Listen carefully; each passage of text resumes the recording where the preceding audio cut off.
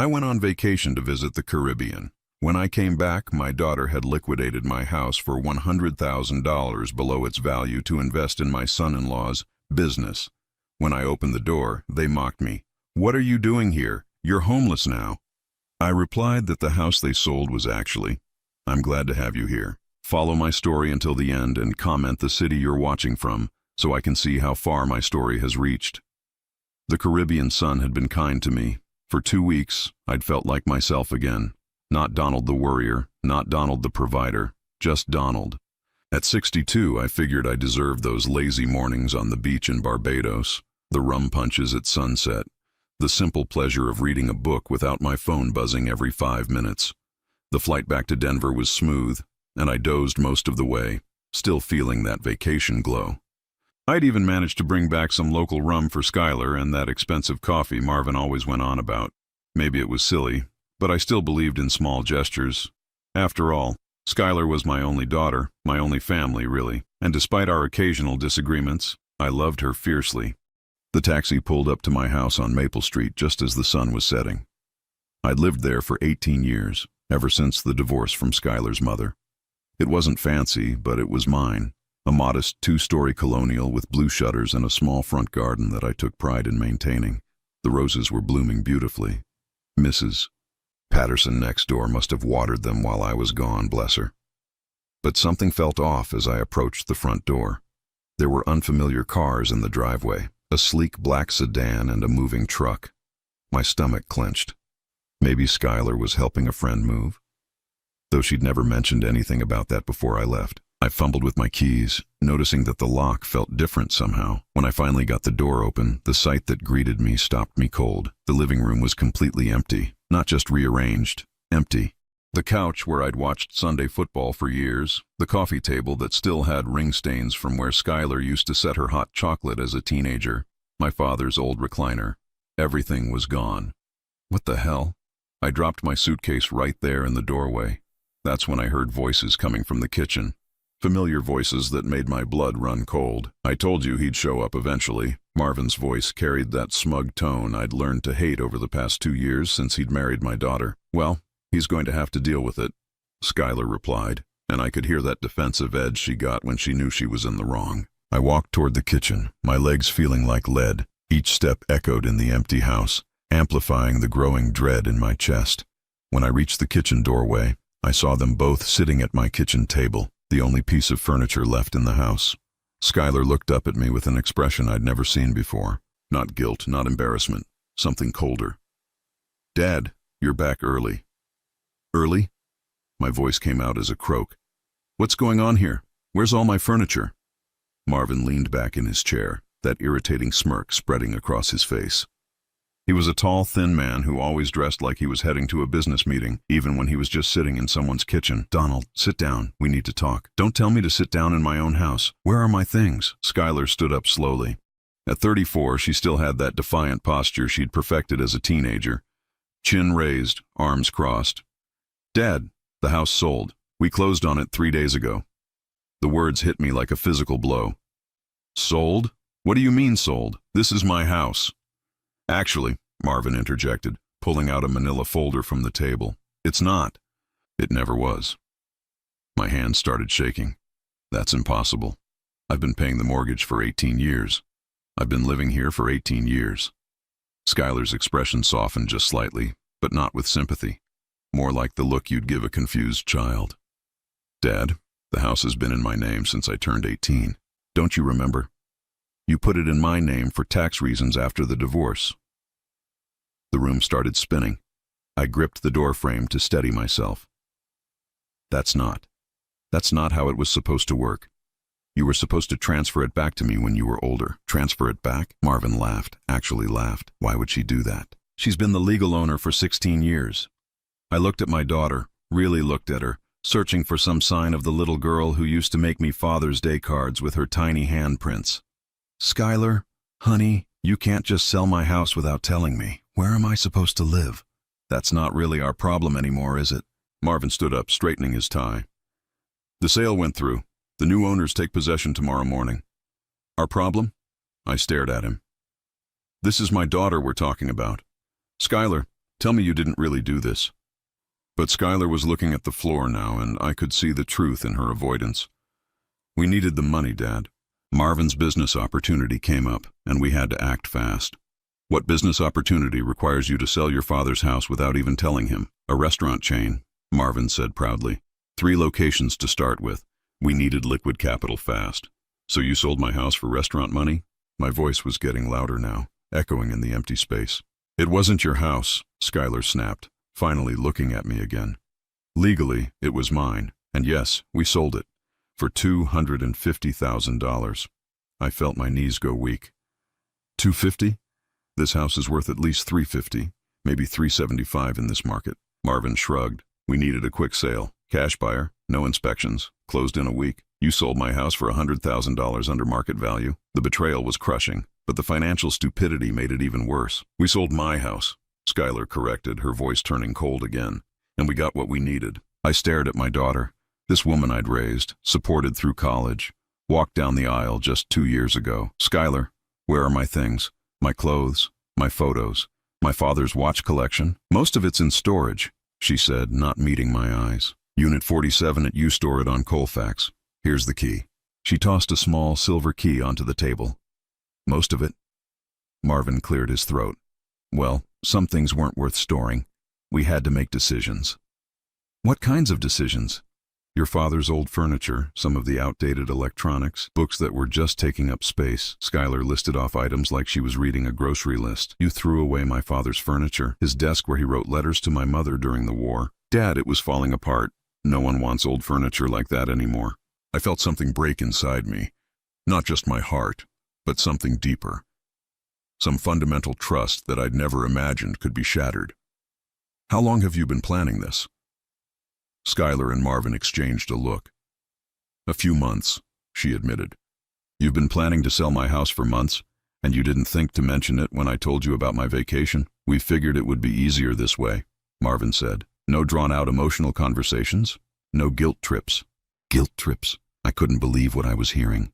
I'm your father, Skylar. Doesn't that mean anything to you? She sighed like I was being unreasonable. Of course it does, but I'm a married woman now. I have to think about my future, my family. I thought I was your family. The silence that followed was deafening. In that moment, standing in my empty kitchen, looking at my daughter's indifferent face and her husband's smug expression, I realized that I'd lost more than just my house. I'd lost my daughter too. So, what am I supposed to do now? I asked quietly. Marvin checked his expensive watch. Well, you can't stay here. The new owners are doing a walkthrough tomorrow morning at 8. Where am I supposed to go tonight? Skylar finally showed a flicker of something that might have been guilt. There's a nice Holiday Inn about 10 minutes from here. I'm sure they have rooms available. I stared at her for a long moment, waiting for her to realize what she'd just suggested, that her father, who had just returned from vacation to find himself homeless, should go sleep in a hotel room. She didn't seem to realize anything. I see, I said finally.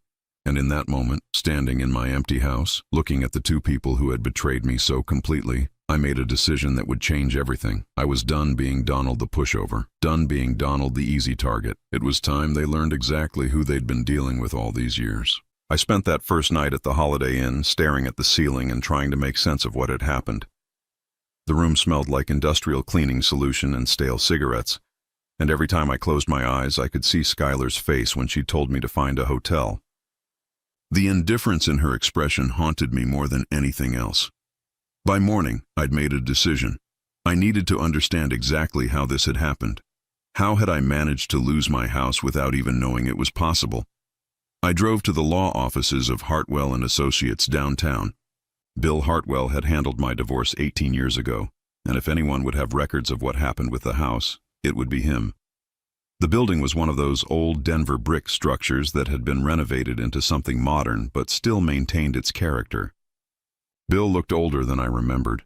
His hair completely gray now, but his handshake was still firm. Donald, good to see you. Though I have to say, you look terrible.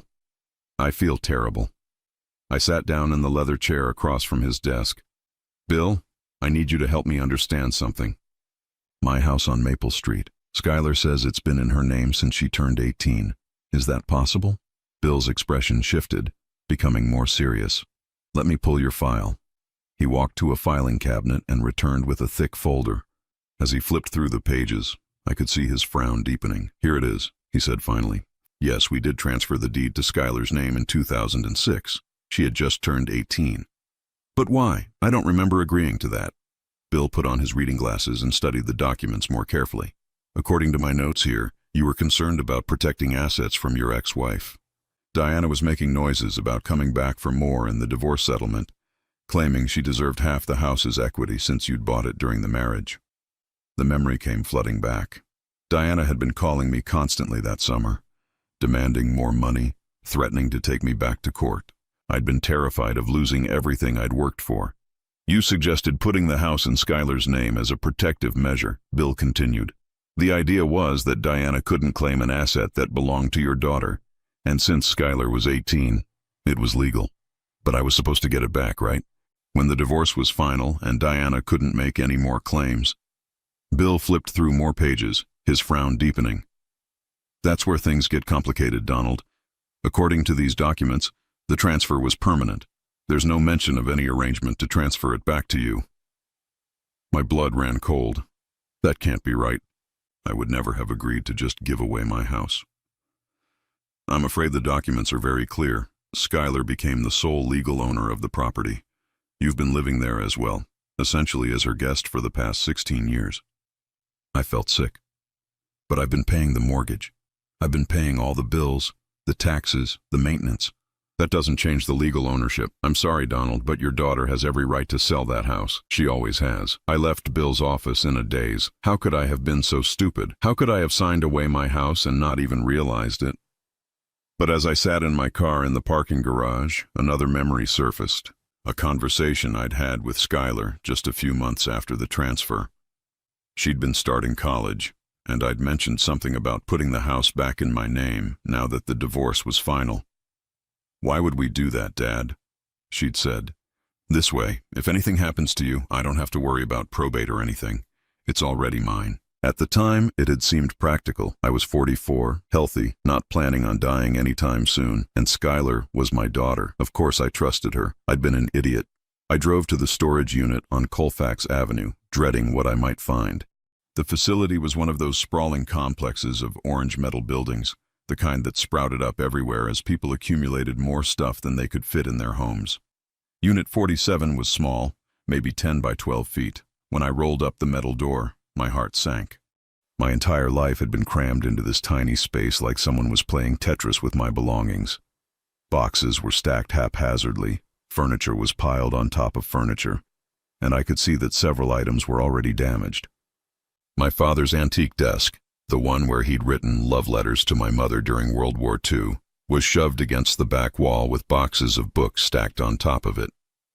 The finish was scratched, and one of the legs looked loose. I started going through boxes, taking inventory of what was there and what was missing. My photo albums were there, thank God, but many of the frames were broken.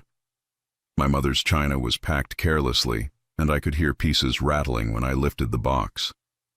Then I found something that made me stop cold. In a box marked Dad's desk stuff, I found an old manila envelope with my father's handwriting on it. Important papers. Donald's inheritance. Inside were documents I'd forgotten about, papers my father had given me shortly before he died. I sat down on an overturned box and read through them. Property deeds, investment statements, bank account information.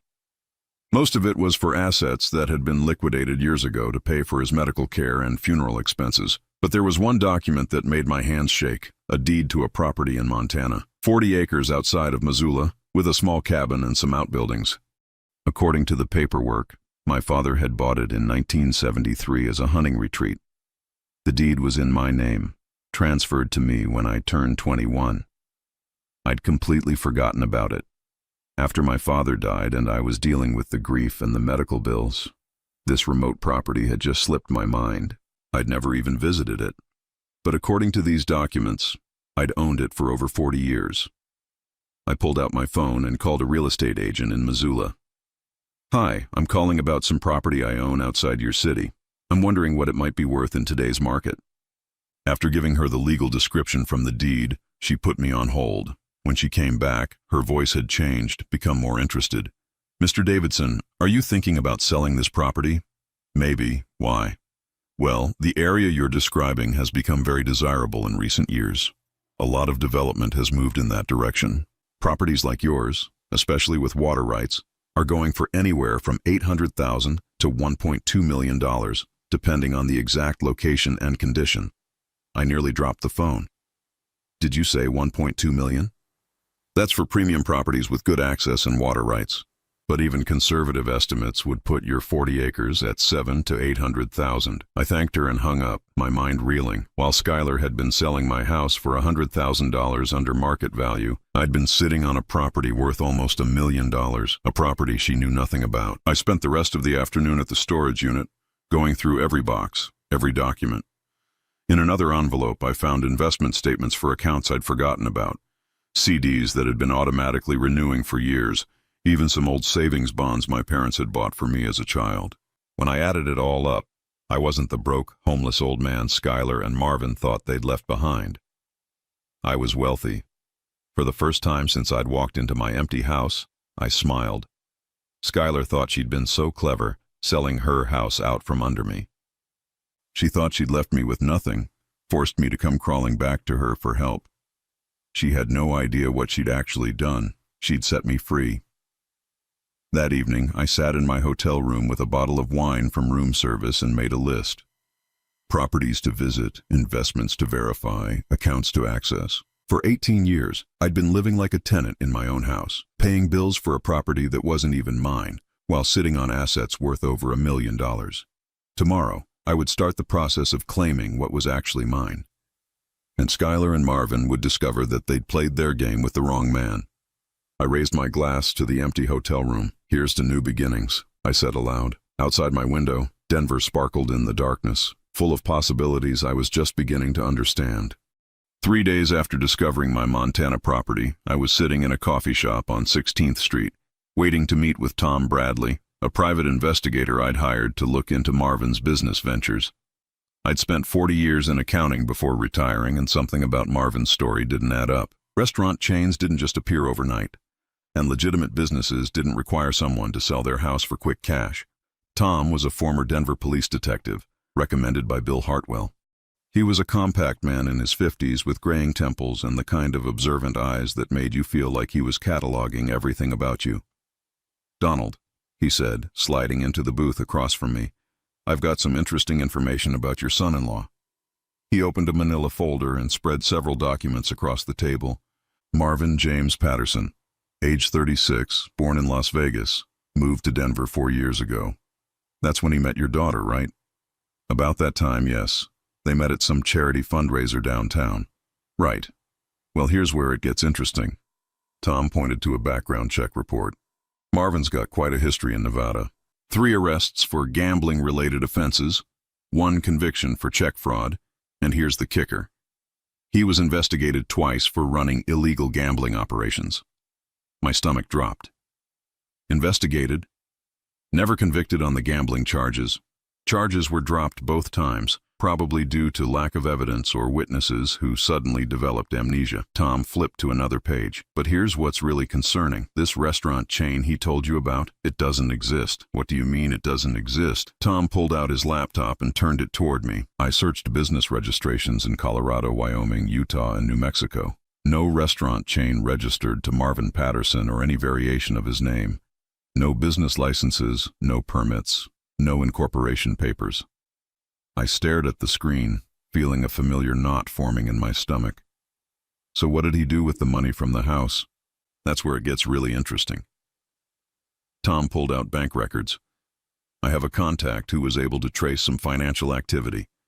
The $250,000 from your house sale went into an account Marvin opened just 2 weeks before the closing. 2 weeks, so he was planning this. Gets better. Within 72 hours of the money hitting that account, most of it was withdrawn in cash. Large withdrawals, all just under the $10,000 reporting limit. I felt sick. He's laundering money. That would be my guess, but here's the part that's going to really interest you." Tom leaned forward, lowering his voice. "I did some digging into his associates here in Denver. Marvin's been hanging around some very unsavory characters. Bobby Torino, Mickey Castellano. These are guys who run high-stakes poker games in warehouse districts, loan money at 20% interest, that kind of thing. Loan sharks. Exactly. And according to my sources, Marvin owes them a considerable amount of money. We're talking six figures. I leaned back in the booth, trying to process this information. So he sold my house to pay gambling debts. That's what it looks like. And your daughter either knows and doesn't care, or she's been completely fooled by his restaurant story. I thought about Skylar's behavior when I'd confronted them in the kitchen, the way she'd avoided my eyes, the defensive tone in her voice. She knows. Tom nodded grimly. I was afraid of that. There's more, Donald. Marvin's not just in debt to these guys. He's working for them now. What do you mean working for them? My contact says he's been running a sports betting operation out of a bar on the south side, taking bets, collecting money, probably skimming a percentage for himself. It's all illegal, and if he gets caught, he's looking at serious federal charges. I felt my world shifting again, and my daughter is married to him, which makes her potentially complicit. If she knows about his activities and benefits from them financially, she could be charged as an accessory. I sat there in silence, watching the pedestrians walk past the coffee shop window. Normal people living normal lives, not dealing with criminal sons-in-law and daughters who sold their father's houses to fund illegal gambling operations. There's something else, Tom said quietly. I think Marvin might be planning to run. Run where? My source says Bobby Torino's getting impatient about the money Marvin owes him. The $250 from your house was just a down payment. Marvin still owes them at least another $100,000, and word is he doesn't have it. So what does that mean? It means Marvin's in serious danger. These aren't the kind of guys who accept late payments, and if he's smart, he's already making plans to disappear before they decide to collect in other ways. I thought about Skylar, my little girl who used to build blanket forts in the living room and make me tea parties with her stuffed animals. What about my daughter? Tom's expression softened slightly. That depends on how much she knows and how involved she is. If she's just been naive and trusted the wrong guy, she might be able to get out of this relatively clean. But if she's been actively participating in his schemes, she could go to prison. It's possible. I stared at the documents spread across the table, evidence of my son-in-law's criminal activities and my daughter's potential involvement. Part of me wanted to call Skylar right now, warn her, beg her to leave Marvin before it was too late. But then I remembered her face in that empty kitchen. The coldness when she'd told me to find a hotel. The casual cruelty when she'd described throwing away my father's furniture. Donald, Tom said gently, I know this is your daughter we're talking about. If you want to try to help her, to warn her somehow. I shook my head. She made her choice when she decided to sell my house to fund a criminal operation.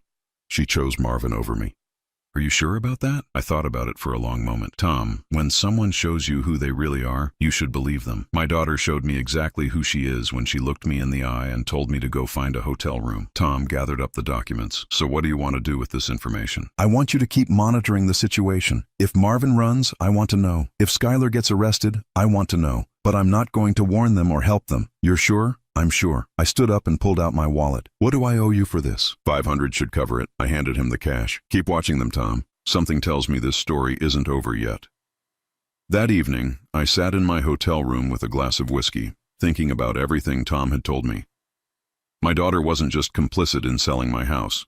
She was potentially complicit in criminal activity. The sweet little girl who used to curl up in my lap to watch cartoons had become someone I didn't recognize. But maybe that wasn't entirely true. Maybe the signs had been there all along, and I'd just chosen not to see them. I remembered when Skylar was in college how she'd called me crying about being broke, needing money for books or rent or some emergency. I'd always sent whatever she asked for, no questions asked. But then I'd started noticing that her social media was full of pictures from expensive restaurants and shopping trips. When I'd mentioned it once, she'd gotten angry, accused me of not trusting her. I should have trusted my instincts then. I thought about her engagement to Marvin, how quickly it had all happened. They'd known each other for 6 months when he proposed, married 6 months after that. I'd thought it was romantic at the time, but now I wondered if there had been other motivations. Had Marvin targeted her specifically because of the house? Because he'd somehow found out that she owned valuable property? The more I thought about it, the more sense it made. A criminal with gambling debts doesn't just randomly fall in love with the daughter of a middle-class accountant. He does research, he finds targets. And Skylar, with her legal ownership of a $350,000 house, would have been a perfect target. My phone buzzed with a text message. Skylar, Dad, we need to talk. Can you meet me for coffee tomorrow? I stared at the message for a long time before responding. No. Her reply came back almost immediately. Dad, please, I know you're upset, but there are things you don't understand. I turned off my phone without responding. There were things I understood perfectly now. I understood that my daughter had sold my house to pay her husband's gambling debts. I understood that she was probably involved in illegal activities. And I understood that she was only reaching out now because something had gone wrong. Maybe Marvin's criminal associates were closing in. Maybe she was starting to realize the danger she was in, or maybe she just needed more money and thought she could manipulate me one more time. But I was done being manipulated, done being the convenient solution to other people's problems. Tomorrow I would start making arrangements to visit my property in Montana. It was time to see what my father had left me. Time to start building a new life away from the wreckage of my old one. If Skylar wanted to save herself from the mess she'd created, she'd have to do it without my help. She'd made it clear that I wasn't part of her family anymore. Now she was about to learn what that really meant. The flight to Missoula was the first time in months that I felt genuinely excited about something. As the plane descended through the Montana sky, I could see endless expanses of forest and mountains, a landscape so different from Denver's urban sprawl that it felt like entering another world entirely. I'd rented a truck at the airport and drove the 45 minutes to the property with directions provided by a local real estate agent named Sarah Chen. She'd offered to meet me there, but I'd declined. I wanted to see my inheritance alone first, to understand what my father had left me without any outside influence. The dirt road leading to the property was rougher than I'd expected, winding through stands of pine and aspen trees. When I finally reached the clearing where the cabin sat, I had to stop the truck and just stare. The photographs in my father's papers hadn't done it justice. The cabin was larger than I'd imagined, a solid log structure with a stone chimney and a wraparound porch that faced a small lake. The setting was breathtaking, mountains rising on all sides, the water reflecting the afternoon sky like a mirror. I walked around the property for over an hour, taking it all in. There was a small barn, a workshop, and what looked like a guest cabin closer to the lake. Everything was weathered but structurally sound. Someone had been maintaining it. Probably a property management company my father had arranged before he died. Inside the main cabin, I found rustic but comfortable furnishings. A stone fireplace dominated one wall of the living room, and large windows offered spectacular views of the lake and mountains. The kitchen was simple but functional, and there were 3 bedrooms, including a master suite that opened onto a private deck. It was beautiful. More than beautiful. It was peaceful in a way I hadn't experienced in years. I was exploring the workshop when I found something that stopped me cold. In an old wooden chest tucked under a workbench, I discovered a stack of envelopes tied with string. The handwriting on the top envelope was my mother's. "For Donald, when he's ready to understand," it read. My hand shook as I untied the string and opened the first envelope. Inside was a letter dated just 3 months before my mother died, written in her careful script. "My dearest Donald," it began. "If you're reading this, then you finally found your way to the Montana property. Your father and I always hoped you would, someday when you needed a place to start over." I sat down heavily on an old wooden crate and continued reading. "There are things I never told you about our family's history, things I thought might burden you unnecessarily while you were building your own life. But I realize now that these secrets might actually be gifts, especially if you ever find yourself in a position where you need to start fresh." The letter went on to explain things about my parents' past that I'd never known. My father hadn't just been a factory worker, as I'd always believed. He'd been an inventor who'd developed several patents for industrial equipment. Most of the money from those patents had gone into purchasing and developing properties, not just the Montana cabin, but several other investments across the West. "Your father was always worried about economic uncertainty," my mother wrote. "He remembered the Depression, how quickly everything could disappear. So he spread our assets across different states, different types of investments. Some are in property, some in businesses, some in accounts that have been growing quietly for decades." My heart was pounding as I opened the second envelope. Inside were more documents, deeds, investment statements, business partnership agreements, properties in Wyoming, Utah, and Colorado, shares in mining operations and timber companies, bank accounts that had been accruing interest for 20 years. The third envelope contained what appeared to be a will, but not the one that had been read after my mother's death. "This is the real will," the accompanying letter explained. "The one the lawyers read was only for the assets I wanted to make public. These other investments I'm leaving specifically to you, Donald, because I know you have your father's practical nature and his understanding of the value of security." I spent the next 2 hours going through every document, making notes, trying to calculate the total value of what my mother had left me. Properties that had appreciated significantly over the past 20 years, investment accounts that had been quietly growing, business partnerships that were still generating income. When I finally added it all up, I had to double-check my math. The total value was over $2.8 million. I sat back against the workshop wall, stunned.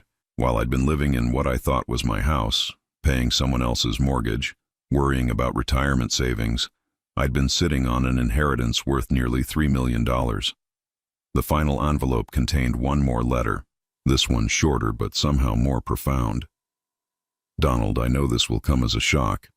I wanted to tell you about these assets while I was alive, but your father made me promise to wait until you truly needed them. He believed that having too much security too early in life could make a person soft, complacent. He wanted you to build your own character first, to understand the value of work and struggle." Tears stung my eyes as I read her words, but he also believed that there comes a time in every person's life when they need the freedom to make choices based on what's right, not what's financially necessary. If you're reading this, then that time has come for you. Use these resources wisely, my son. Use them to build the life you truly want, not the life others expect you to live. And remember, you owe nothing to anyone who has shown you that your well-being doesn't matter to them. I folded the letter carefully and sat in the growing dusk, listening to the sound of wind through the pine trees and water lapping gently against the lake shore. My mother had been dead for 15 years, but somehow she'd reached across time to give me exactly what I needed at exactly the right moment. Not just money, but permission. Permission to put myself first. Permission to walk away from people who didn't value me. Permission to be free. I called Sarah Chen, the real estate agent, and asked her to recommend a good attorney in Missoula. Within an hour, I was sitting in the law offices of Morrison and Associates, explaining my situation to Patricia Morrison, a sharp-eyed woman in her 60s who specialized in estate and property law.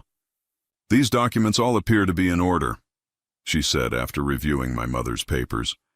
"The properties are legitimately yours, the investment accounts are accessible with proper identification, and the business partnerships are still active and profitable. How long will it take to access everything?" "Most of the accounts can be activated within a few days. The properties might take a week or two to fully transfer into your active name, but you already own them legally." She looked up from the papers. "Mr. Davidson, do you mind me asking why you're just discovering this inheritance now?" I told her about the house sale, about Skylar and Marvin, about finding my father's papers in the storage unit. Patricia listened without judgment, occasionally making notes. "I see," she said when I finished. "So you're looking to establish a new life, independent of your previous connections." "Exactly." "Well, these assets certainly give you that freedom. Have you thought about what you want to do?" I looked out her office window at the Montana mountains rising in the distance. "I think I want to stay here, at least for a while. Maybe permanently." Patricia smiled. "Montana's a good place for fresh starts. Let me make some calls, get the paperwork started. You could be accessing your accounts by the end of the week." That evening, I had dinner at a small restaurant in Missoula, trying to process everything that had happened. In the span of a week, I'd gone from thinking I was homeless and betrayed to discovering I was independently wealthy with multiple properties across the western United States. My phone buzzed with another text from Skylar. "Dad, please call me. Something's happened with Marvin. I need your help." I stared at the message for a long moment, then deleted it without responding. Whatever was happening with Marvin was the consequence of choices Skylar had made. She'd chosen to trust a criminal over her own father. She'd chosen to sell my house to fund illegal activities. She'd chosen to treat me like I was disposable. Now she would have to live with those choices. I ordered another glass of wine and watched the sun set over the mountains, painting the sky in shades of gold and purple. Tomorrow I would start the process of claiming my inheritance, of building a new life in this beautiful place my parents had chosen for me decades ago. For the first time in years, I felt truly hopeful.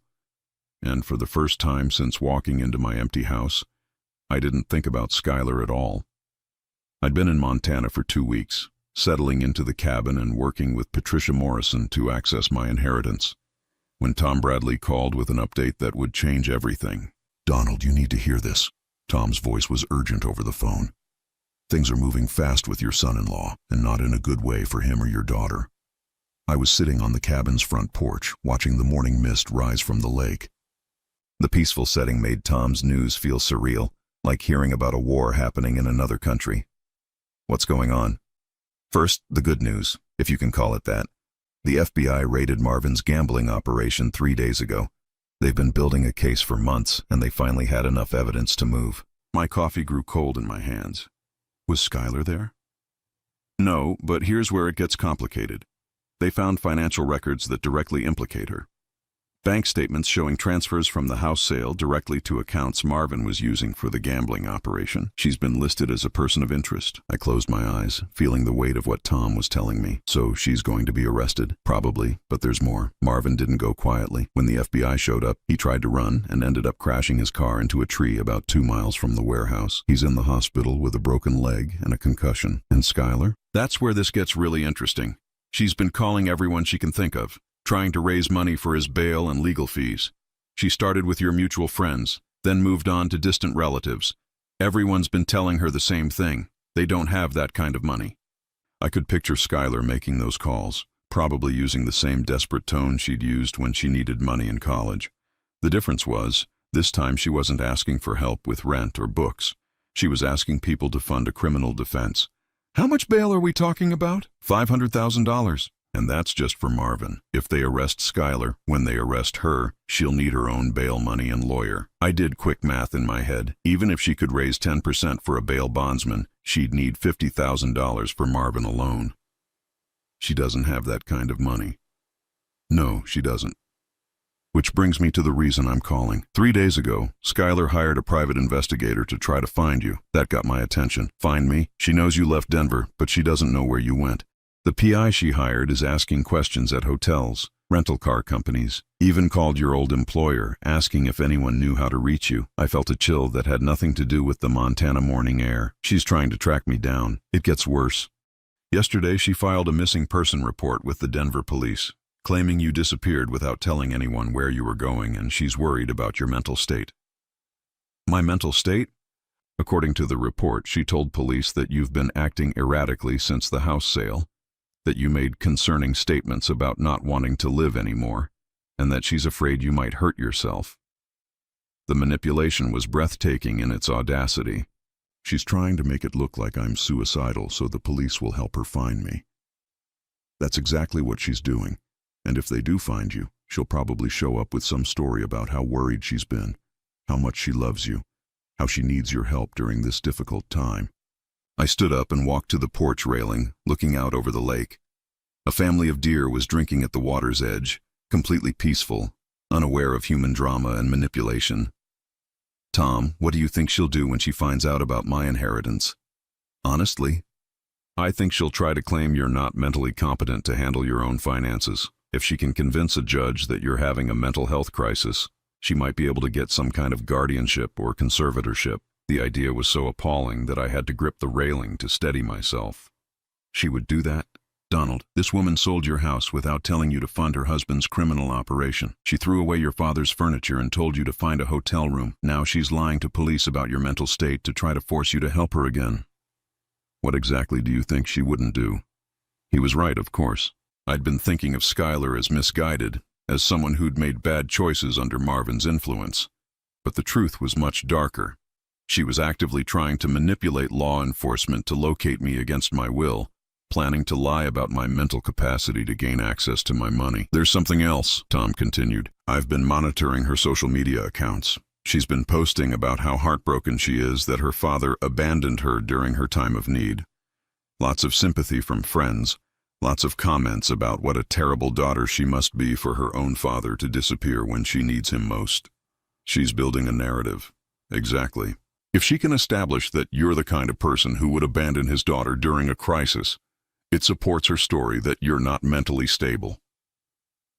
I thought about my mother's letter, her words about having the freedom to make choices based on what's right rather than what's financially necessary. Tom, I want you to stop monitoring the situation. Are you sure? Things are moving fast and, I'm sure, send me your final report and your bill, but I don't want to know what happens next. There was a pause. Donald, I have to ask, are you really prepared to let your daughter face federal charges without trying to help her? It was a fair question, one I'd been wrestling with since Tom's first call. She's not facing charges because of bad luck or circumstances beyond her control. She's facing charges because she chose to participate in criminal activity. Because she chose to sell my house to fund that activity. Because she chose her husband over her father. Even so, she's still your daughter. Is she? I asked. Because daughters don't steal their fathers' homes. Daughters don't throw away family heirlooms like garbage. Daughters don't lie to police to try to force their fathers to rescue them from consequences they brought on themselves. Tom was quiet for a moment. What if she really does love you and just made terrible mistakes? Then she would have called me to apologize, not to ask for money. She would have tried to make things right before her world started falling apart, not after. I could hear Tom typing on his computer. All right, Donald, I'll send you my final report by email. But can I give you one piece of advice? Of course. Change your phone number. Get a new cell phone, new service provider, everything. If Skylar is determined to find you, eventually she will. And when she does, you don't want her to be able to reach you unless you decide to let her. After I hung up, I sat on the porch for a long time thinking about Tom's advice. Changing my phone number felt like such a final step, cutting the last thread that connected me to my old life. But maybe that's exactly what I needed to do. I drove into Missoula that afternoon and bought a new phone with a Montana number. When I got back to the cabin, I called Patricia Morrison and gave her the new number, then did the same with the property management company and my bank. My old phone, with all its missed calls and desperate text messages from Skylar, I turned off and put in a drawer. That evening, I built a fire in the cabin's fireplace and sat watching the flames dance against the stone hearth. Outside, snow was beginning to fall, the first of the season. The mountains were disappearing into white silence. For the first time in weeks, my phone didn't buzz with messages from my daughter. No desperate pleas for help, no guilt-inducing questions about how I could abandon her in her time of need, just silence. And in that silence, I finally understood what my mother had meant about the freedom to make choices based on what's right, rather than what's financially necessary. I'd spent 62 years believing that family obligations trumped everything else, that being a good father meant sacrificing my own well-being for my daughter's benefit, no matter what she did or how she treated me. But sitting in my father's cabin, surrounded by the inheritance my parents had carefully preserved for me, I realized that enabling someone's destructive behavior isn't love, it's cowardice. Real love sometimes means stepping back and letting people face the consequences of their choices, even when that person is your daughter, even when it breaks your heart. The snow continued to fall, blanketing the mountains in pristine white. Tomorrow, I would wake up in my own home, on my own land, with my own money, beholden to no one who didn't value me. For the first time in my adult life, I was truly free, and I intended to stay that way. 6 months later, I was sitting on my porch watching the spring ice break up on the lake when I saw a car I didn't recognize coming up the dirt road. My first instinct was concern. Very few people knew where I lived, and I'd grown to treasure my privacy. The car was a rental sedan, clearly not built for mountain roads. It stopped near my truck, and I watched as a woman got out, looking around uncertainly at the cabin and the lake beyond. It took me a moment to recognize her. Skylar looked thin, older than her 34 years, wearing jeans and a simple sweater that were a far cry from the designer clothes she'd favored during her marriage to Marvin. I didn't get up from my chair. I just sat there, coffee growing cold in my hands, watching my daughter approach the porch like she was walking through a minefield. "Hi, Dad." Her voice was small, uncertain. The confident woman who'd told me to find a hotel room was gone, replaced by someone who looked like she hadn't been sleeping well. "Skylar," I kept my voice neutral. "How did you find me?" It took a while, and cost money I didn't really have. She stopped at the bottom of the porch steps, not presuming to come up without invitation. Can we talk? I studied her face, looking for signs of the manipulation I'd grown to expect, but she just looked tired, defeated. Depends on what you want to talk about. I want to apologize. For which part? She flinched at that. All of it. The house, the way I treated you, the things I said, everything. I gestured to one of the empty chairs on the porch. She climbed the steps slowly and sat down, keeping careful distance between us. Marvin pleaded guilty, she said after a long moment, to all the gambling charges, money laundering, everything. He got 8 years in federal prison. And you? I took a plea deal, 2 years probation, community service, restitution payments. She looked out at the lake. I had to testify against him to get it. That must have been difficult. She let out a bitter laugh. You know what was difficult? Realizing that the man I destroyed my relationship with my father for was never the person I thought he was. Finding out that he'd been planning to leave me and disappear with whatever money was left from the house sale, I absorbed this information without surprise. When did you find that out? During the investigation. The FBI found evidence that he'd been setting up bank accounts in other states, making plans to run if things went bad. I was never part of those plans.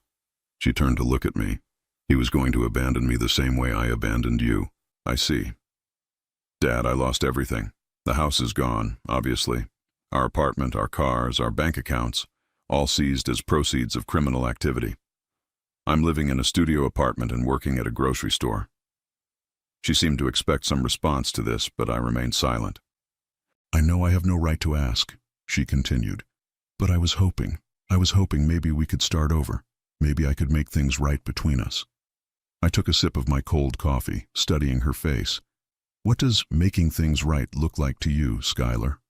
I don't know. I guess I was hoping you'd give me a chance to show you that I'm not the person I was when I was with Marvin, that I can be the daughter you deserved. And what would you need from me to do that? She looked uncomfortable. Well, I know you're doing well. This place, the property. You're obviously not the struggling retiree I thought you were. There it was, the real reason for her visit. I'm not asking for money, she said quickly, seeing my expression. I need help getting back on my feet. Maybe a loan or a place to stay until I can save enough for a decent apartment. I set down my coffee cup and leaned back in my chair. Skylar, do you remember what you said to me the night I came back from vacation? She looked down at her hands. I said a lot of things I regret. You told me that the house being sold wasn't your problem anymore. You told me to find a hotel room. You watched me stand in my empty kitchen, homeless and confused, and you felt nothing. I was scared. Marvin had convinced me that... Stop. My voice was quiet but firm. Don't blame Marvin for your choices. He didn't force you to sell my house. He didn't force you to throw away my father's furniture. He didn't force you to look at your own father with contempt. Tears started sliding down her cheeks. I know I was terrible to you, but I was young and stupid and in love with the wrong person. You were 33 years old, Skylar. That's not young. That's old enough to know right from wrong. We sat in silence for several minutes. A loon called from across the lake, its voice echoing off the mountains. What do you want me to say? She asked finally. I don't want you to say anything. I want you to understand something. I turned to face her fully. The night you sold my house, you told me I wasn't your problem anymore. Well, your problems aren't mine anymore either. Her face crumpled. Dad, please. I'm your daughter. Are you? Because daughters don't steal from their fathers. Daughters don't participate in criminal conspiracies. Daughters don't abandon their fathers and then show up asking for help when their own lives fall apart. I was wrong. I was so wrong about everything. But I've learned from my mistakes. Have you? Or have you just learned that the consequences are more painful than you expected? She wiped her eyes with the back of her hand. What would it take for you to forgive me? I thought about that question for a long time.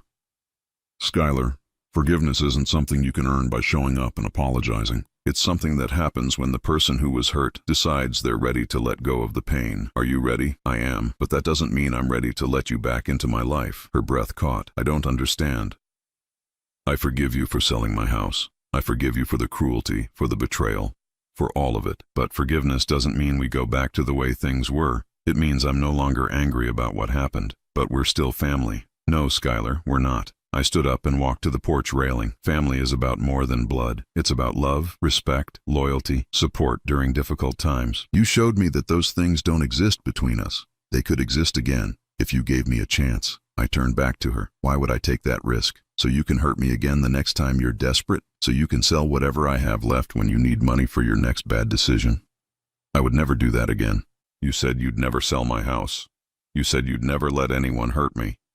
You said a lot of things that turned out not to be true. She sat there crying quietly, and for a moment I felt something that might have been sympathy. But then I remembered the coldness in her voice when she told me to find a hotel, and the feeling passed. I think you should leave now, I said gently. Dad, please. Skylar. I looked at her one last time. This woman who shared my blood but not my values. I hope you build a good life for yourself. I hope you learn to make better choices and find happiness. But I won't be part of that life. She stood up slowly, defeat written in every line of her body. If I could take it all back. But you can't. And even if you could, the person who made those choices would still be you. I can't forget that. She walked down the porch steps and back to her rental car. At the driver's side door, she turned back one more time. I love you, Dad. I know you do, in your way. But love without respect, without loyalty, without basic human decency, that's not enough anymore. I watched her drive away, the dust from her car settling slowly in the mountain air. Then I sat back down in my chair and picked up my coffee. The lake was perfectly still now, reflecting the mountains and sky like a mirror. A hawk circled high overhead, riding the thermals between the peaks. For the first time since this whole ordeal began, I felt completely at peace. My daughter was alive, apparently learning to take responsibility for her choices, building a new life after the destruction of her old one. That was enough. I didn't need to be part of that life to be satisfied that she would be okay. And I was more than okay. I was free. That evening I called Patricia Morrison and made arrangements to donate $50,000 to a local organization that helped families of incarcerated individuals. It seemed like an appropriate use for some of my inheritance, helping people who were dealing with the consequences of their loved ones' criminal choices, people who were innocent victims rather than willing participants. I also made arrangements to establish a scholarship fund at the local community college for students studying practical trades. Another $50,000 invested in people who were building something positive rather than tearing things down. My parents had left me this inheritance so I could make choices based on what was right rather than what was financially necessary. Using part of it to help others felt exactly right. 6 months later, I was still living in the Montana cabin, no longer just visiting my inheritance, but truly making it my home. I'd made friends in town, joined a hiking group, even started dating a woman named Ellen who ran the local bookstore. Life was good, simple, honest, peaceful. Sometimes, late at night, I wondered what had become of Skylar, whether she'd learned from her experiences, whether she'd found a way to rebuild her life on a foundation of integrity rather than manipulation. But mostly, I didn't think about her at all. I'd spent 34 years being her father, and those years had taught me everything I needed to know about who she really was. That knowledge had set me free to build a life based on my own values, surrounded by people who respected and appreciated me. My parents would have been proud, and for the first time in years, I was proud of myself too.